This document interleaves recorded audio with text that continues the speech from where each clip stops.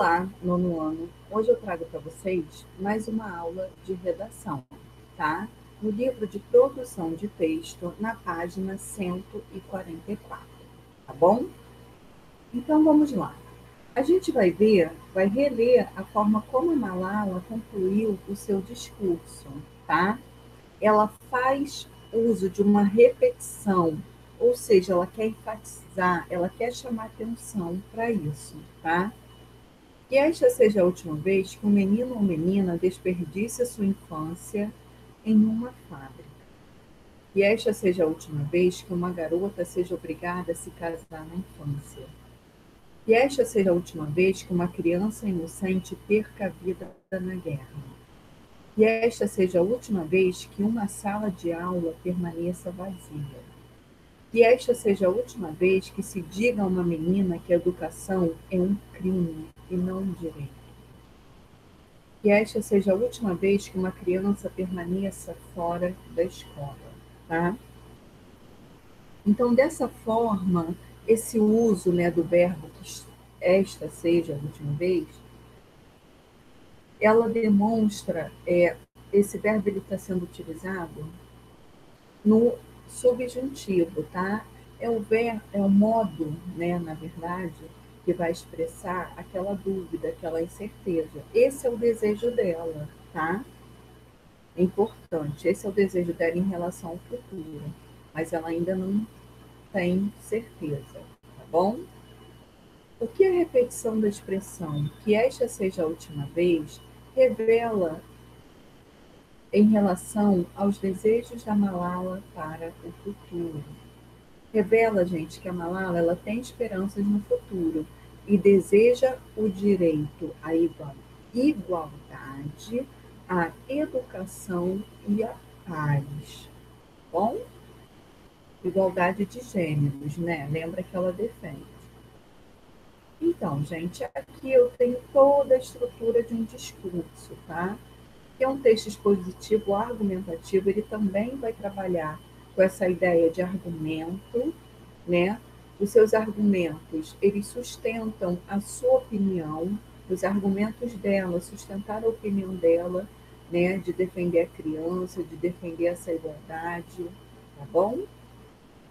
E ela tenta, com isso, levar o leitor a pensar como ela, a importância de se garantir a educação a essas crianças, essa igualdade de direitos, tá? E até mesmo a paz, tá? Ele apresenta ideias com forte teor persuasivo, ou seja, levando o outro, convidando mesmo o outro a pensar como eu penso, em nome de um bem comum. Com pontos de vista e informações que traduzem um pensamento a respeito de algo. Esse gênero, embora seja originalmente oral, né, falado, pressupõe, como a gente viu, né, um planejamento. Não vai chegar lá e sair falando.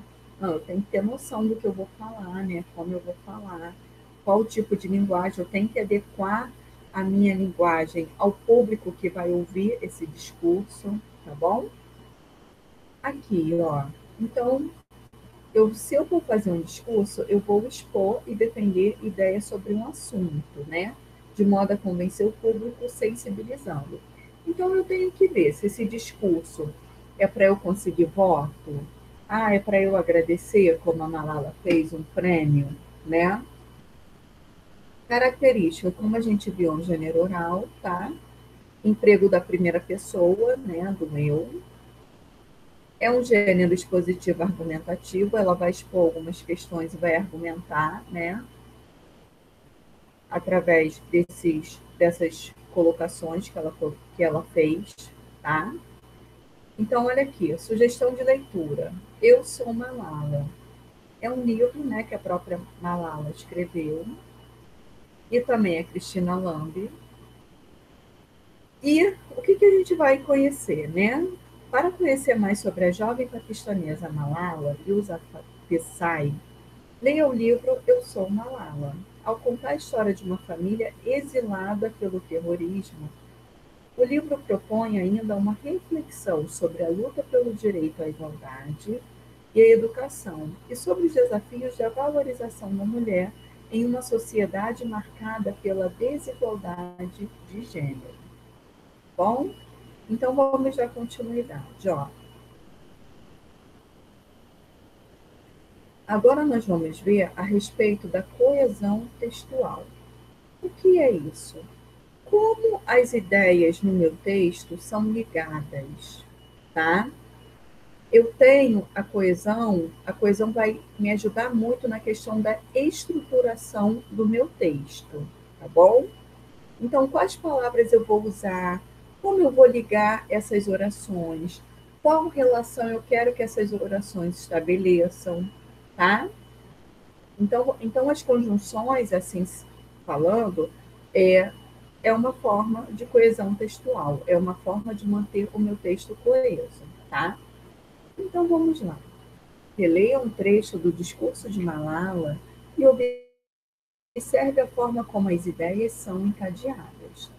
Este prêmio não é só meu, é das crianças esquecidas que querem educação. É das crianças assustadas que querem a paz. É das crianças sem direito à expressão que querem mudanças. Então vamos lá. Ao comentar que o prêmio não é somente dela, Malala estende a homenagem a outras pessoas. Quem são elas? Justamente são as crianças, né? Todas essas crianças que de alguma forma sofrem com as injustiças e com as privações de direito, tá? Ou seja, não têm os seus direitos garantidos. De que forma ela apresenta essas pessoas? Ela repete nessa expressão, ó, é das crianças, tá? Ela repete diversas vezes que são essas pessoas, as crianças, e enfatiza os motivos pelos quais também merecem esse prêmio, tá bom? Ao fazer essa explanação, essa colocação, Malala não emprega elementos coesivos, né? Porque ela quer usar mesmo a repetição, ela quer enfatizar. No entanto, é possível perceber que as frases estão encadeadas? Sim, ela poderia ter usado a conjunção, que é considerado um conectivo mais, para opor a ideia de que o prêmio seja só dela, né? Mas, no caso, ela usou um ponto final, tá? Para dedicar o prêmio também a essas crianças. Quando ocorre a conexão entre diferentes enunciados, com ou, seu, com ou sem elementos explícitos, né? Ou seja, evidenciados, colocados ali, ó, para a gente ver, ocorre um encadeamento, o qual apresenta duas formas de sequenciação, ou seja, de sequência textual, tá? Eu tenho a justa posição, né, quando ela fez ali, quando ocorre sem elementos coesivos, então ela coloca uma oração ao lado da outra, tá? Ou quando eu uso elementos coesivos, essa conexão vai ser chamada, perdão, essa coesão vai ser chamada coesão por conexão, tá? Ocorre por meio de elementos coesivos evidentes no texto, como, por exemplo, as conjunções. Bom, então vamos dar continuidade.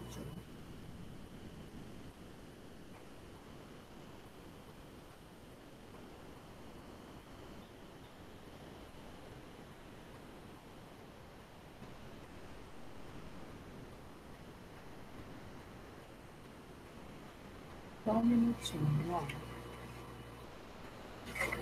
Agora a gente vai ver aqui um texto, né, que vai falar do Wallace Kandinsky, para a gente poder ver essa coesão na prática, tá? Então vamos lá. Ó, Kandinsky nasceu em Moscou em 1866. Alguns anos mais tarde, mudou-se para Odessa, onde seu pai trabalhava como diretor de uma fábrica de chá. Aos 10 anos, estudou violoncelo e piano e adorava desenhar. Mas, olha aí o conectivo, ó. Só aos 30 pode até já marcar. É uma oposição. Ele gostava de desenhar desde a infância. Mas, olha a ideia oposta aí. Só aos 30 anos decidiu dedicar-se à pintura. Outro elemento coesivo indicando o tempo. Quando jovem, optou por estudar Direito e Economia Política e entrou na Universidade de Moscou, voltando a morar em sua cidade natal. 3 anos mais tarde, outro elemento coesivo, tá? Kandinsky participou de um trabalho de investigação para a Sociedade das Ciências Naturais em uma região nortenha da Vológda, com o objetivo de fazer um relatório sobre os costumes jurídicos das comunidades camponesas. O resultado da sua pesquisa foi muito satisfatório e levou-o a dedicar-se à carreira universitária. Tá? Dando continuidade aos estudos, prestou os exames jurídicos necessários à sua formação e tornou-se assistente na Universidade de Moscou. Bom, a viagem mudou os rumos de sua vida. O contato com as cores da decoração dos interiores das casas e dos trajes regionais das aldeias onde realizou o trabalho de investigação lembraram-lhe uma pintura. A intensidade cromática da cultura campesina russa vai dar a ele impressão de caminhar dentro de uma pintura. Essa experiência foi o prenúncio do retorno de algo muito presente em sua vida, o desejo de ser pintor, tá? Então vamos lá. Qual foi o objetivo desse texto acima? Apresentar alguns dados sobre a vida de Kandinsky, tá? Dados biográficos, né, dele. Agora aqui, olha que interessante, ó. No texto foram usadas expressões para marcar temporal e espacialmente as ações. São elementos coesivos, tá? Preencha o quadro indicando quais expressões referem-se ao tempo e quais expressões referem-se ao espaço. Então, deixa eu aumentar aqui um pouquinho.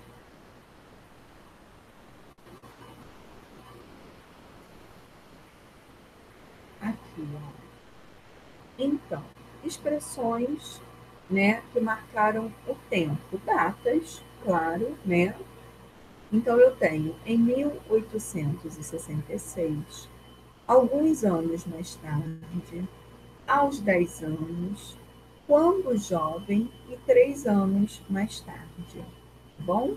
Todas essas expressões se referem ao tempo, é para marcar o tempo. E o espaço, né?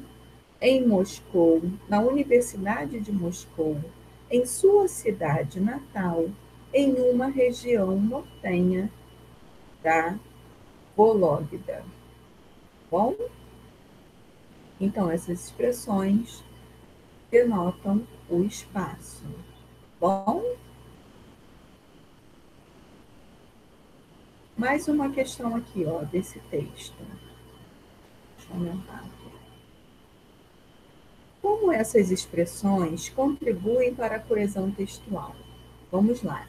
Elas articulam, elas ligam as informações apresentadas, explicitando, né, mostrando uma relação de tempo e espaço entre os fatos, ok?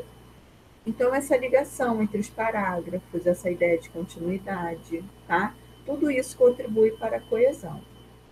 No trecho do discurso de Malala, você viu como é possível haver coesão em um texto sem a presença de elementos coesivos, tá? Já no texto sobre Kandinsky, as expressões que transmitem ideias de tempo ou de espaço contribuíram para a coesão textual, tá bom? Para a ligação desses parágrafos. Então, eu vou deixar como sugestão de atividade essa página aí, ó, 147, número 3, tá bom? Para a gente corrigir na próxima aula. Eu agradeço mais uma vez pela atenção de vocês. Até a próxima. Tchau, tchau.